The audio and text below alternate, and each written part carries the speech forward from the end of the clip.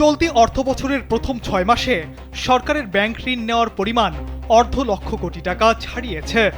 গেল জুলাই ডিসেম্বর শেষে ঋণ নেওয়ার পরিমাণ বেড়ে দাঁড়িয়েছে ৫৩,৩৮৬ কোটি টাকা। গেল রোববার বাংলাদেশ ব্যাংকের সর্বশেষ প্রতিবেদনে বলা হয়েছে, চলতি অর্থবছরের বাজেটে সরকার ব্যাংক ঋণ গ্রহণের যে লক্ষ্যমাত্রা নির্ধারণ করেছে অর্থবছরের প্রথম ৬ মাসে তার অর্ধেকের বেশি নেওয়া হয়ে গেছে।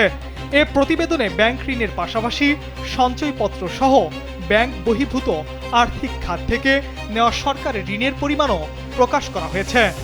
বলা হয়েছে, চলতি অর্থবছরের প্রথম ৬ মাসের সরকারের ব্যাংক থেকে যে ঋণ নিয়েছে তা আগের অর্থাৎ ২০২৪-২৫ অর্থবছরের প্রথম ৬ মাসের তুলনায় প্রায় ৮ গুণ।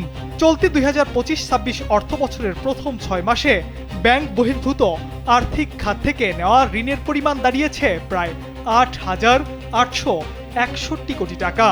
ব্যাংক বহির্ভূত খাত থেকে পুরো অর্থ বছরে ২১,০০০ কোটি টাকা ঋণ নেওয়ার পরিকল্পনা রয়েছে।